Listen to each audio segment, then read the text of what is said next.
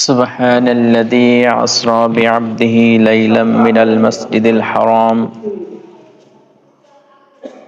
صدق الله المولان العظيم وقال النبي صلى الله عليه وسلم الصلاة معراج المؤمن أو قام عليه الصلاة والسلام। সমস্ত প্রশংসা সেই মহান রব্বে কারিমের দরবারে, যে মহান রব্বে কারিম আমাদেরকে অনুগ্রহ করে দয়া করে পৃথিবীর সর্বশ্রেষ্ঠ ঘর মসজিদে যথাসময়ে উপস্থিত হওয়ার তৌফিক দান করেছেন। সেই জন্য সেই মহান সত্তার দরবারে কালিমাতুশ শুকুর, সকলে বলি আলহামদুলিল্লাহ। অসংখ্য দরুদ ও সালাম সাইয়্যিদুল মুরসালিন খাতামুন নবিয়্যিন ওয়া রাহমাতাল লিল আলামিন বিশ্ব নবীর প্রতি, সকলে বলি সাল্লাল্লাহু আলাইহি ওয়াসাল্লাম।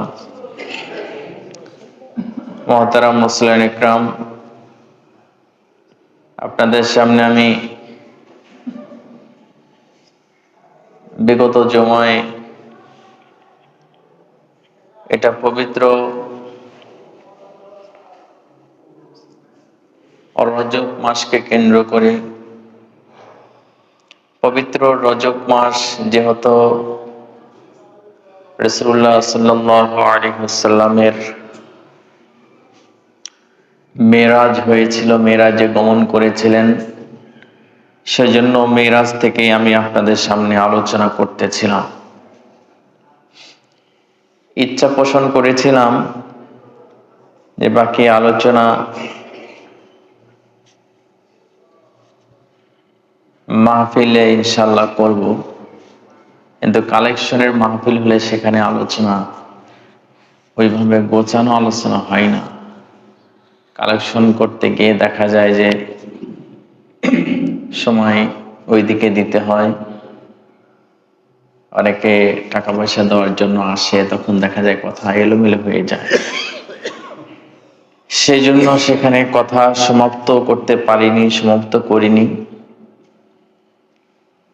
আল্লাহ সুবহানাহু ওয়া তাআলা যদি তৌফিক দান করেন, ইনশাআল্লাহ আজকে এই মেরাজের আলোচনা সমাপ্তি করব। এই আলোচনা থেকে আমাদের অনেক কিছু জানার আছে, অনেক কিছু শেখার আছে। সেজন্য গত জুমায় আপনাদের সামনে যেখান থেকে আলোচনা আমি করেছিলাম এবং শেষ করেছিলাম, তার পরবর্তী থেকে আমি আপনাদের সামনে আলোচনা পেশ করতে চাই ইনশাআল্লাহ। গত জুমায় আমি আপনাদেরকে রাসূলুল্লাহ সাল্লাল্লাহু আলাইহি ওয়াসাল্লামের মক্কা থেকে বাইতুল মুকাদ্দাস পর্যন্ত যে সফর হয়েছিল, সেই সফর সম্পর্কে আমি আপনাদের সামনে আলোচনা করেছিলাম।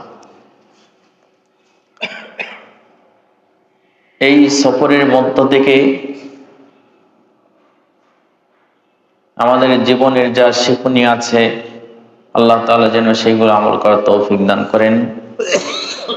বাকি মক্কা থেকে বাইতুল মুকাদ্দাস পর্যন্ত যে সফর হয়েছে একে বলা হয় ইসরা,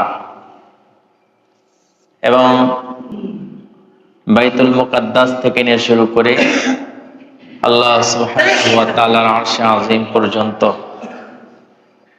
যেখান পর্যন্ত রাসূলুল্লাহ সাল্লাল্লাহু আলাইহি ওয়াসাল্লাম গমন করেছিলেন, সেই বাইতুল মুকাদ্দাস থেকে নিয়ে আল্লাহ পাকের আরশে আযীম পর্যন্ত এই ভ্রমণকে বলা হলো মিরাজ।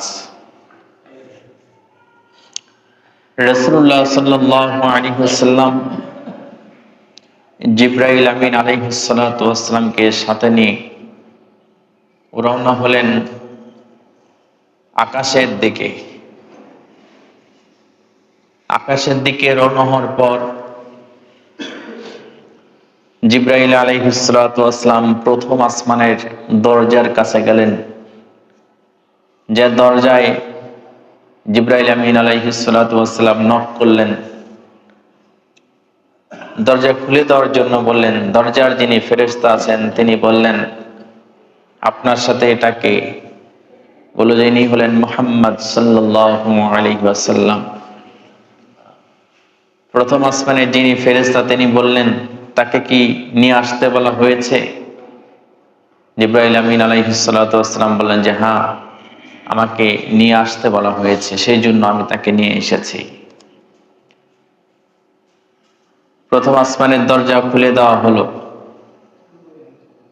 এখান থেকে আমাদের একটা শেখার বিষয় হলো যে জিবরাইল আমিন আলাইহিস সালাতু ওয়াসসালাম তিনি হলেন সমস্ত ফেরেশতাদের ভিতরে সম্মানিত, সমস্ত ফেরেশতাদের ভিতরে তিনি সম্মানিত। আর প্রথম আসমানের যিনি ফেরেশতা আছেন, যার সাথে তিনি কথা বলতেছেন, তিনি হলেন প্রথম আসমানের ৭০,০০০ ফেরেশতার নেতা। অথচ তার কাছ থেকে তিনি অনুমতি নিলেন। জিবরাইল আমিন আলাইহিস সালাতু ওয়াসসালাম তার কাছ থেকে অনুমতি নিলেন। এখান থেকে আমাদের শিখার বিষয় হলো, আমরা যত বড়ই হই না কেন, কোন ব্যক্তির বাড়িতে গিয়ে অথবা কারো অফিসে গিয়ে আমরা তার কাছ থেকে অনুমতি নিয়ে ভিতরে প্রবেশ করব, এটা হলো শিষ্টাচার, এটা হলো আদব। এই শিষ্টাচার এবং আদব আমাদেরকে শিক্ষা দিয়েছেন এখানে, যে তুমি যত বড়ই হও না কেন, তুমি যখন কারো বাড়িতে যাবা, যাওয়ার পরে সেখান থেকে অনুমতি নাও। আমি সূরা হুজুরাত থেকে একটি কথা আপনাদেরকে আমি বলতে চাই। রাসূলুল্লাহ সাল্লাল্লাহু আলাইহি ওয়াসাল্লাম যখন সাহাবা ইকরামকে বললেন, হে সাহাবীরা, তোমরা তোমাদের ঘরে প্রবেশ করার সময় অনুমতি নিয়ে প্রবেশ করবে। একজন সাহাবী বললেন, ইয়া রাসূলুল্লাহ, আমি আমার মায়ের কাছে যাওয়ার সময় কি অনুমতি নিয়ে প্রবেশ করব?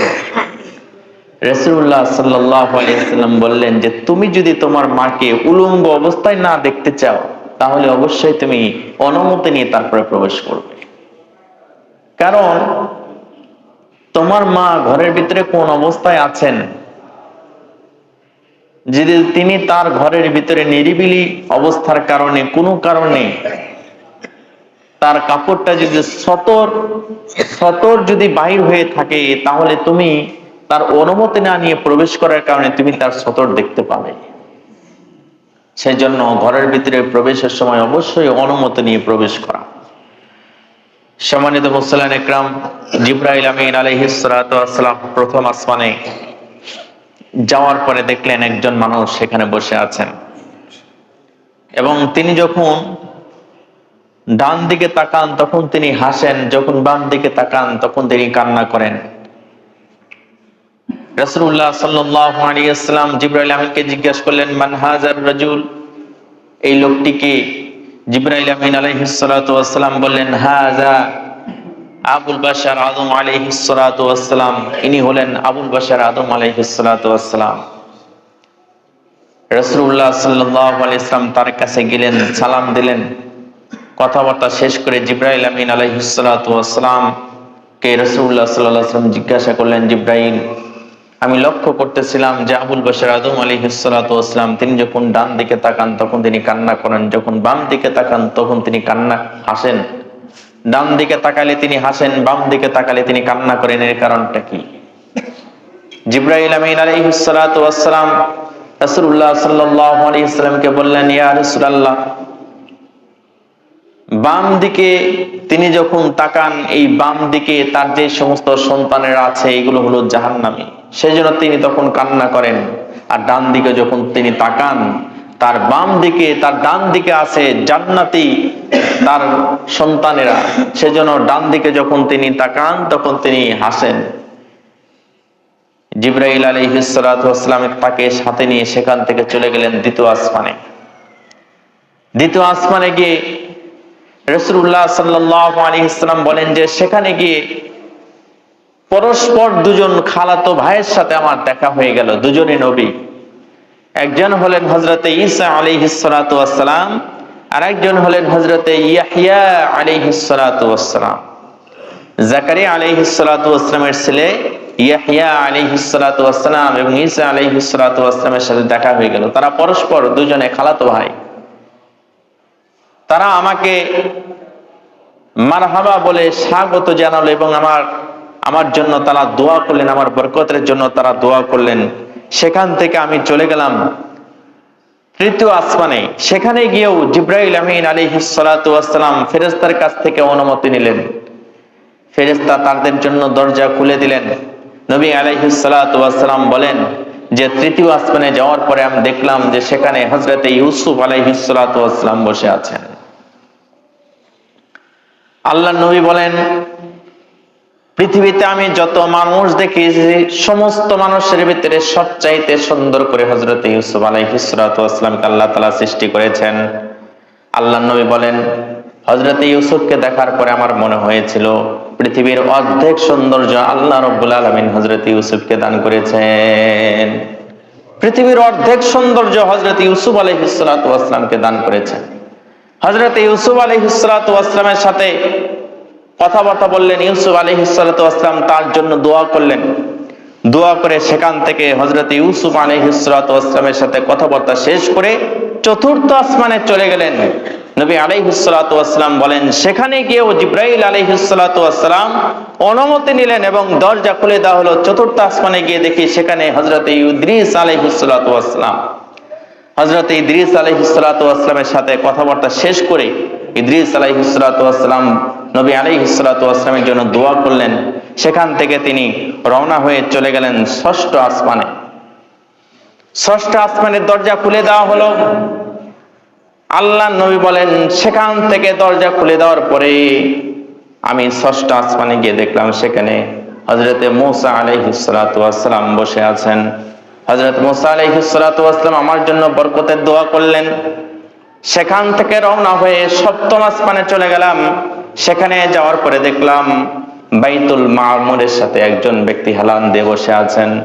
জিবরাইল আমাকে জিজ্ঞাসা করলাম, জিবরাইল এই লোকটিকে? জিবরাইল আলাইহিস সালাতু ওয়াস সালাম বললেন, ইয়া রাসূলুল্লাহ, এই লোকটা হলো জাতির পিতা হযরত ইব্রাহিম আলাইহিস সালাতু ওয়াস সালাম। হযরত ইব্রাহিম আলাইহিস সালাতু ওয়াস সালাম যেই ঘরের সাথে হেলান দিয়ে বসে আছেন, এটা হলো একটি ঘর, ফেরেশতাদের ইবাদতের ঘর। এটা হচ্ছে বাইতুল মামুর। ঠিক কাবা শরীফ যেখানে, এই কাবা শরীফ থেকে সোজা একদম উপরে সপ্তম আসমানে এই ঘরটি আল্লাহ সুবহানাহু ওয়া তাআলা নির্মাণ করেছেন ফেরেশতাদের ইবাদতের জন্য। এই বাইতুল মামুরের সাথে হযরত ইব্রাহিম আলাইহিস সালাম হেলান দিয়ে বসে আছেন। বাইতুল মামুরকে প্রতিদিন ৭০,০০০ ফেরেশতা তওয়াফ করেন। আল্লাহর নবী বলেছেন, এই বাইতুল মামুর প্রতিদিন ৭০,০০০ ফেরেশতা তওয়াফ করেন। যেই ফেরেশতা একবার তওয়াফ করবেন, কিয়ামতের আগে ওই ফেরেশতা আর দ্বিতীয়বার তওয়াফ করার কোনোদিন সুযোগ পাবে না। এত ফেরেশতা আল্লাহ রাব্বুল আলামিন তৈরি করে রেখে দিয়েছেন। প্রতিদিন ৭০,০০০ ফেরেশতা তওয়াফ করবেন, কিয়ামতের আগে আর দ্বিতীয়বার তওয়াফ করার আর সুযোগ পাবে না। শুধু তাই নয়, হযরত ইব্রাহিম আলাইহিস সালাতু ওয়াস সালাম বাইতুল মামুরের সাথে হেলান দিয়ে বসে আছেন, আর তার চারপাশে ছোট ছোট মাসুম বাচ্চারা খেলাধুলা করতেছেন। আল্লাহর নবী হযরত জিবরাইল আমিনকে বললেন, জিবরাইল, এই ছোট ছোট বাচ্চারা কারা? জিবরাইল আমিন বললেন, ইয়া রাসূলুল্লাহ, যে সমস্ত মুসলমানদের বাচ্চা একেবারে মাসুম অবস্থায়, নাবালেগ অবস্থায় মারা যায়, তাদের বাচ্চাগুলোকে আল্লাহ রাব্বুল আলামিন এই জায়গায় সংরক্ষণ করে রাখেন। কাল কঠিন কিয়ামতের ময়দানে যে সমস্ত মা এবং বাবারা তাদের সন্তান চলে যাওয়ার কারণে ধৈর্য ধারণ করেছে, ওই সমস্ত মা বাবার জন্য এই সমস্ত সন্তানেরা নাজাতের উসিলা হয়ে যাবে, নাজাতের জরিয়া হয়ে যাবে। আমাদের যদি কারো সন্তান মারা যায়, তাহলে দেখা যায় যে আমরা পেরেশান হয়ে যাই। আল্লাহর কাছে আমরা অভিযোগ করি, আল্লাহ, আমার এই মাসুম বাচ্চাটাকে তুমি নিয়ে গেলা। কত মানুষ আছে, তুমি সেইগুলো দেখলেন, আমার এই মাসুম সন্তান কেবল জন্মগ্রহণ করেছে, কয়েকদিন আগে হয়েছে, আর এই সন্তানকে তুমি নিয়ে গেলা। কিন্তু এমন সন্তান যদি কারো দুনিয়া থেকে চলে যায়, এই সন্তানের বাবা মা যদি ধৈর্য ধারণ করে, কাল কঠিন কিয়ামতের ময়দানে এই সমস্ত সন্তানেরা তার বাবা মাকে হাত ধরে আল্লাহর জান্নাত পর্যন্ত নিয়ে যাবে। একজন পীর সাহেব ছিলেন, তিনি এই কথা যখন বললেন, এটা যখন পড়লেন, তখন তিনি জীবনে বিবাহ শাদী করেন নাই। শেষ পর্যন্ত শেষ বয়সে এসে তিনি বিবাহ শাদী করলেন, এবং বিবাহ শাদী এই জন্য করলেন যে অন্তত আমার জীবনের কোনো আমল যদি আল্লাহর দরবারে কবুল নাও হয়, আমার যদি একটা মাসুম বাচ্চা এই পৃথিবীতে আসার পরে সে যদি চলে যায়, তাহলে সে অন্তত আমার জন্য নাজাতের জরিয়া হয়ে যাবে। দুনিয়াতে সন্তানাদি ইন্তেকালের পরে কোনো রকমের অভিযোগ করতে হয় না, বরঞ্চ আল্লাহর কাছে সবর ধারণ করতে হয়। কারণ এই সন্তান আপনার জন্য আখিরাতের জন্য আপনার কল্যাণ বয়ে আনবে, সেই জন্যই হয়তো আল্লাহ সুবহানাহু ওয়া তাআলা দুনিয়া থেকে নিয়ে গেছেন। আল্লাহ তাআলা আমাদেরকে বোঝার তৌফিক দান করুন। হযরত ইব্রাহিম আলাইহিস সালাতু ওয়াস সালাম আল্লাহর নবীকে বললেন, ওগো মুহাম্মদ সাল্লাল্লাহু আলাইহি ওয়াসাল্লাম, আমার থেকে একটি খবর নিয়ে যান, আপনার উম্মতদের কাছে পৌঁছায় দেবেন। তার ভিতরে 1 নাম্বার খবর হলো আপনার উম্মতদের কাছে আমার পক্ষ থেকে সালাম পৌঁছে দিবেন। 2 নাম্বার হলো আপনার উম্মতদেরকে একটা খবর দিয়ে দিবেন, সেটা আল্লাহ রাব্বুল আলামিন যে জান্নাত তৈরি করেছেন, এই জান্নাতের মাটি হলো একেবারে মেশক আম্বারের সুঘ্রাণ মিশ্রিত মাটি। 2 নাম্বার হলো এখানকার যে পানি আছে, এই পানিটা হলো একেবারে সুমিষ্ট পানি। 3 নাম্বার হলো হযরত ইব্রাহিম আলাইহিস সালাতু ওয়াস সালাম বললেন, ওগো আল্লাহর নবী শোনেন, আপনি মানুষদেরকে একটা খবর জানায় দেন আপনার উম্মতদেরকে, যে এই জান্নাতের জন্য তারা আশায় থাকে। এই জান্নাত কিনে একেবারে খোলা ময়দান, জান্নাতের ভিতরে গাছগাছালি নাই, জান্নাতের ভিতরে কোনো বিল্ডিং নাই, জান্নাতের ভিতরে কিছুই নাই, বরঞ্চ আপনার উম্মতদেরকে বলবেন এই জান্নাতের নিয়ামত পাওয়ার জন্য দুনিয়া থেকেই কিন্তু কাজ করে আসতে হবে। জান্নাত হলো একটা সমতল ভূমির মতো, কিছুই নাই জান্নাতের ভিতরে। জান্নাতের ভিতরে গাছ গাড়তে হবে এই দুনিয়া থেকে। কিভাবে গাছ গাড়তে হবে? জান্নাতে বৃক্ষরোপণ করার যেই দোয়াগুলো আছে সেইগুলো হলো সুবহানাল্লাহি ওয়াল হামদুলিল্লাহি লা ইলাহা ইল্লাল্লাহু আল্লাহু আকবার। আপনি একবার সুবহানাল্লাহ বলবেন, জান্নাতের ভিতরে একটা বৃক্ষরোপণ হয়ে যাবে। আপনি একবার আলহামদুলিল্লাহ বলবেন, জান্নাতের ভিতরে আপনার জন্য একটা গাছ হয়ে যাবে। আপনি একবার আল্লাহু আকবার বলবেন, জান্নাতের ভিতরে আপনার জন্য একটা বিল্ডিং নির্মাণ হয়ে যাবে। জান্নাত হলো সমতল জায়গা। এই জান্নাতের ভিতরে যত নাজ নিয়ামত চান, দুনিয়াতে বসে বসে ততই আপনাকে আমাকে আমল করতে হবে। দুনিয়াতে আপনি আমল করলে জান্নাতের ভিতরে আপনার জন্য বিভিন্ন নাজ নিয়ামত হয়ে যাবে। আর জান্নাতে বৃক্ষরোপণের যে দোয়া আছে, সেই দোয়া হলো সুবহানাল্লাহ, আলহামদুলিল্লাহ, লা ইলাহা ইল্লাল্লাহ, আল্লাহু আকবার। নবী আলাইহিস সালাতু ওয়াস সালাম হযরত ইব্রাহিম আলাইহিস সালাতু ওয়াস সালামের সাথে কথা বলে যখন তিনি আল্লাহ পাকের আরশে আজিম পর্যন্ত চলে গেলেন, অর্থাৎ সিদরাতুল মুনতাহা পর্যন্ত চলে গেলেন, আল্লাহর নবী বলেন একেবারে শেষ প্রান্তে সিদরাতুল মুনতাহা মানে শেষ সীমানা। সিদরাতুল মুনতাহা মানে হচ্ছে একেবারে শেষ সীমানা। এরপরে কোনো ফেরেশতাদের যাওয়ার অনুমতি নাই, কোনো ফেরেশতারা কখনো যেতেও পারেন নাই, যাওয়ার কোনো অনুমতিও নাই। রাসূলুল্লাহ সাল্লাল্লাহু আলাইহি ওয়াসাল্লাম বলেন যে সেখানে একটি গাছ আছে, সেই গাছটি হচ্ছে শাজারাতুল মুনতাহা, একেবারে শেষ সীমানার গাছ। নবী আলাইহিস সালাতু ওয়াস সালাম বলেন যে যখন আল্লাহ সুবহানাহু ওয়া তাআলার পক্ষ থেকে কোনো হুকুম সেই গাছের প্রতি আসে, সেই গাছটা এতটাই সুন্দর রং ধারণ করে, যেই সুন্দর রঙের কথা পৃথিবীর কোনো মানুষ কোনোদিন কল্পনাও করতে পারবে না। এত সুন্দর রূপ ধারণ করে সেই গাছটা। রাসূলুল্লাহ সাল্লাল্লাহু আলাইহি ওয়াসাল্লাম বলেন যে সেই গাছের ফল আমি দেখেছি এবং সেই গাছের পাতা দেখেছি, এক একটা পাতা হলো হাতির কানের সমান এক একটা পাতা, এবং সেই গাছের যে ফলগুলো আছে এক একটা ফল হলো বিশাল বড় বড় মটকার সমান। মটকা, আমি মটকা দেখেছি, আমাদের ঘরে অনেক পুরাতন একটা মটকা আছে, মানে আগে ওই মাটির বড় বড় পাতিল ছিল, ওর ভিতরে ধান বা অনেক গুড় টুড় রেখে দিত। তো সেই মটকার সমান সমান বিশাল বড় বড় এক একটা মটকার সমান হলো ফল। আল্লাহর নবী সাল্লাল্লাহু আলাইহি সাল্লাম বলেন সেখান থেকে জিবরাইল আমিন আলাইহিস সালাতু ওয়াস সালাম আমাকে বললেন, ইয়া রাসূলুল্লাহ, এখানেই আমার সীমানা, আমি এরপরে আর যেতে পারবো না, আপনি এখান থেকে চলে যান, আল্লাহ সুবহানাহু ওয়া তাআলা আপনাকে নিয়ে যাবেন। আল্লাহ রাসূল বলেন সেখানে আমি আল্লাহ সুবহানাহু ওয়া তাআলার সাথে কথা বললাম। আরশ, কুরসি, লৌহ কলম, জান্নাত, জাহান্নাম সব কিছু সেখানে দেখার পরে, কথা বলার পরে সেখান থেকে আমি ফিরে আসলাম। আসার পরে হযরত ইব্রাহিম আলাইহিস সালাতু ওয়াস সালামকে পার করে যখন ষষ্ঠ আসমানে আসলাম, তখন হযরত মূসা আলাইহিস সালাতু ওয়াস সালামের সাথে দেখা। মুসা আলাইহিস সালাতু ওয়াস সালাম তিনি যত নবী এবং রাসূল এই পৃথিবীতে আগমন করেছিলেন তার ভিতরে হযরত মুসা আলাইহিস সালাতু ওয়াস সালাম তার উম্মতদের দ্বারা সবসময় বেশি বিব্রত হয়েছেন। হযরত মুসা আলাইহিস সালাম বললেন, হে মুহাম্মদ সাল্লাল্লাহু আলাইহি ওয়াসাল্লাম, আপনি আল্লাহর সাথে কথা বলে আসলেন, সাক্ষাৎ করে আসলেন, আপনি তার সাথে কথা বলা শেষ করে আপনি আসলেন, তো আল্লাহ সুবহানাহু ওয়া তাআলা আপনাকে কি দিয়েছেন? নবী আলাইহিস সালাতু ওয়াস সালাম বললেন যে আল্লাহ রাব্বুল আলামিন আমাকে খামসুনা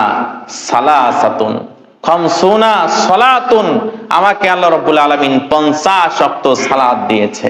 মুসা আলাইহিস সালাতু ওয়াস সালাম বললেন যে আপনি 50 ওয়াক্ত সালাত নিয়ে আপনি আসতেছেন আপনার উম্মতের জন্য, আমি তো একজন অভিজ্ঞ ব্যক্তি, এই ব্যাপারে আমার খুব অভিজ্ঞতা আছে, আপনার উম্মত কিন্তু 50 ওয়াক্ত নামাজ পড়তে পারবেন, আপনি তাড়াতাড়ি চলে যান আল্লাহর কাছে, যে আপনি কমায় নিয়ে আসেন। নবী আলাইহিস সালাতু ওয়াস সালাম বলেন যে আমি আল্লাহর কাছে গেলাম, 5 ওয়াক্ত আমাকে কমায় দিলেন, সেখান থেকে আবার ফিরে আসলাম। মুসা আলাইহিস সালাম বললেন যে না, 5 ওয়াক্ত কমাইলে হবে না, আপনি আবার যান, আপনার উম্মতরা কিন্তু পারবে না। আবার চলে গেলাম আমি। মুসা আলাইহিস সালাতু ওয়াস সালাম বারবার ফিরে দেওয়ার কারণে এরকম ঘুরে আস্তে আস্তে শেষ পর্যন্ত যখন 5 ওয়াক্ত নামাজ আছে, তখন আল্লাহ রাব্বুল আলামিন ডাক দিয়ে এবার বললেন, ও আমার প্রিয় নবী শোনেন, 50 ওয়াক্ত সালাত দিয়েছিলাম, আপনি বললেন আপনার উম্মতেরা পারবে না, ঠিক আছে, আমি কমাইতে কমাইতে আমি 5 ওয়াক্ত পর্যন্ত এনে দিয়েছি। যদি আপনার উম্মতেরা 5 ওয়াক্ত সালাত আদায় করে, প্রত্যেকটা সালাতের বিনিময়ে তাদের জন্য আমি 10টি করে নেকি দান করব। তার মানে হলো কেউ যদি 5 ওয়াক্ত সালাত আদায় করে তাহলে তার আমলনামায় 50 ওয়াক্ত সালাতের সওয়াব আমি লিখে দেব। 50 ওয়াক্তর সওয়াব আমি লিখে দেব যদি 5 ওয়াক্ত সালাত তারা আদায় করে। মুসা আলাইহিস সালাতু ওয়াস সালামের কাছে এবার নবী আলাইহিস সালাতু ওয়াস সালাম আসলে নবীজিকে এবার বললেন,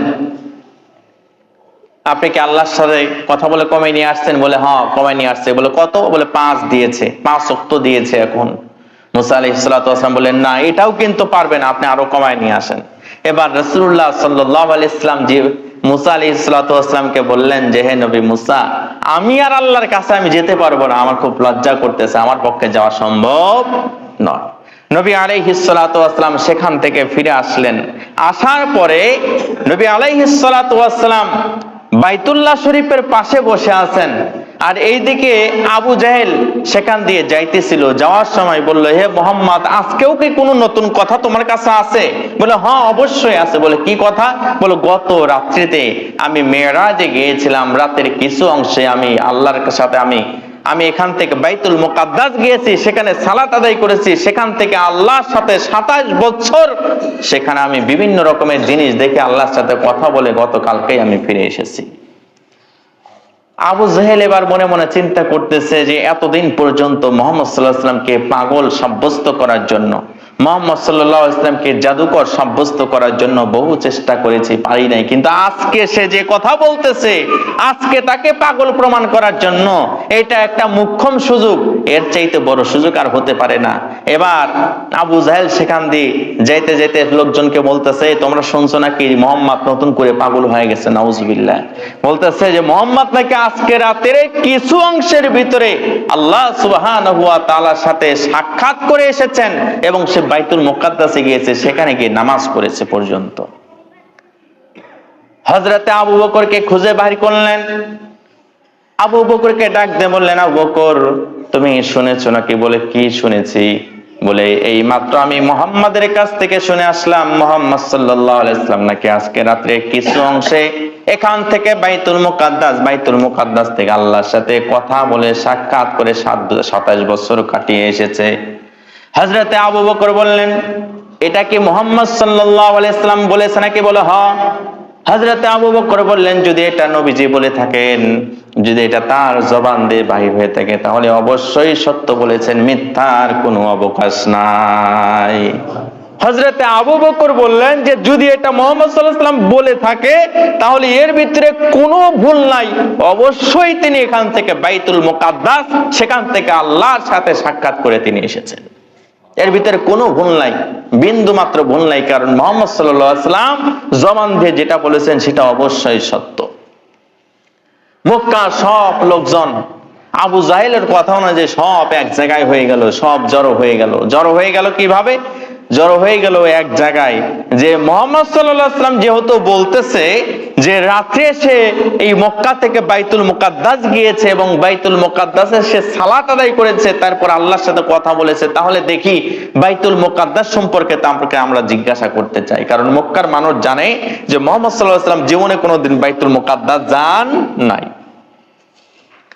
হিজর নামক একটি জায়গা আছে, যারা হজ করার জন্য যান তাদেরকে সম্ভবত এই জায়গাটা দেখানো হয়। এই হিজির নামক জায়গায় মানুষরা সব একত্রিত হয়ে গেল। মুহাম্মদ সাল্লাল্লাহু আলাইহি ওয়াসাল্লামকে এবার আবু জাহেল জিজ্ঞাসা করা শুরু করে দিল, হে মুহাম্মদ, তুমি বলতেছো যে বাইতুল মুকাদ্দাসে তুমি গিয়েছিলে, আল্লাহর সাথে কথা বলার জন্য আরশে আজিমে গিয়েছিলে, ওইগুলো সব আমরা বাদ দিলাম। তুমি শুধু বলো যে বাইতুল মুকাদ্দাসে যে গিয়েছিলে, বাইতুল মুকাদ্দাসে কয়টা দরজা আছে আর কয়টা জানালা আছে, কয়টা ছিদ্র আছে, এটা একটু আমাদেরকে বলো। তিনি গিয়েছেন নামাজ আদায় করার জন্য। আচ্ছা বলেন তো, এখানে যারা আমরা আছি সিরাজগঞ্জ জামে মসজিদে কিন্তু অনেক মানুষই আমরা নামাজ আদায় করি। আপনাদেরকে যদি জিজ্ঞাসা করা হয় যে এই সিরাজগঞ্জ এই জামে মসজিদের কয়টি দরজা আছে আর কয়টি জানালা আছে, এটা কি বলা সম্ভব? আমি নিজেও বলতে পারবো না। আমি মাঝে মাঝে নামাজ পড়ি, আমি কি ওটা গোনার জন্য গিয়েছি নাকি? ওইটা তো আমি গুনি নেই। আল্লাহর নবী বলেন, মক্কার মানুষরা আমাকে ঘেরাও করে ধরলেন, আমাকে জিজ্ঞাসা করা হলো, যদি তুমি সত্যবাদী হয়ে থাকো তাহলে বাইতুল মুকাদ্দাসের কয়টি জানালা আছে, কয়টি দরজা আছে আর কয়টি ছিদ্র আছে আমাকে বলে দাও। আল্লাহর নবী আসমানের দিকে তাকিয়ে থাকলেন, আল্লাহ এই মুহূর্তে আমি কি উত্তর দেব, আমাকে জানিয়ে দাও। আল্লাহ বললেন, জিব্রাইল তাড়াতাড়ি চলে যাও, পুরা বাইতুল মুকাদ্দাসটা উঠায় নিয়ে এসে আমার নবীর চোখের সামনে ধরো, আর আমার নবী যেন গুনে গুনে প্রত্যেকটা দরজা এবং জানালার ছিদ্র সংখ্যা যেন তাদেরকে বলে দিতে পারে। নবী আলাইহিস সালাতু ওয়াস সালামের চোখের সামনে ধরলো। নবী আলাইহিস সালাতু ওয়াস সালাম তাদেরকে গুনে গুনে কয়টি দরজা, কয়টি জানালা, কয়টি ছিদ্র সব তাদেরকে বলে দিলেন। এবার মক্কার ওখানে উপস্থিত যারা ছিল তাদের ভিতরে কিছু কিছু মানুষ মুহাম্মদ সাল্লাল্লাহু আলাইহি ওয়াসাল্লামের প্রতি ঈমান নিয়ে আসলেন। কিন্তু আবু জাহেল বললেন, মুহাম্মদ, আমার মনে হয় যে তুমি কোনোভাবে এই জিনিসটা কোথাও থেকে শুনে মুখস্থ করে নিয়েছো, সেইগুলোই তুমি আমাদেরকে বললে। তার মানে হলো, তাকদীরে যদি হেদায়েত যদি না থাকে, তার সামনে যতই নিদর্শন দেখানো হোক না কেন, সেই হেদায়েত পাবে না। আপনাদেরকে এর আগেও আমি বলেছি যে মুসা আলাইহিস সালাতু ওয়াস সালাম আল্লাহর সাথে সাক্ষাৎ করার জন্য তুর পাহাড়ে যাচ্ছেন, রাস্তার ভিতরে শয়তান দাঁড়া আছে, বলল, এ মুসা, আপনি তো আল্লাহর সাথে কথা বলার জন্য যাচ্ছেন, আল্লাহর কাছে একটু বলবেন যে কোন কাজ করলে আল্লাহ তাআলা আমাকে মাফ করে দিবে, আমি সেই কাজটা করতে চাই, আল্লাহর কাছে আমি মাফ নিতে চাই। মুসা আলাইহিস সালাম আল্লাহর সাথে কথা বলে ফিরে আসতেছেন, শয়তান রাস্তায় দাঁড়িয়ে আছে, যে একটু বলেন। মুসা আলাইহিস সালাতু ওয়াস সালাম বললেন, আল্লাহ তাআলা তোমার ব্যাপারে বলে দিয়েছেন যে তুমি আদমকে সিজদা না করার কারণে বিতাড়িত হয়েছিলে। সেই শয়তান সেই বিতাড়িত হওয়ার পিছনে একটা কারণ ছিল, তুমি আদমকে সিজদা করো নাই। আজকে যদি আদম আলাইহিস সালামের কবরের পাশে গিয়ে যদি একটা সিজদা করো, তাহলে আল্লাহ রাব্বুল আলামিন তোমাকে আগের মর্যাদায় আবার ফিরায় দেবে। এবার শয়তান মুস্কি মুস্কি হাসে আর বলতেছে যে আমি তাজা আদমকে সিজদা করি নাই, আর মরা আদমকে আমি সিজদা করব, এটা আপনি ভাবলেন কি করে?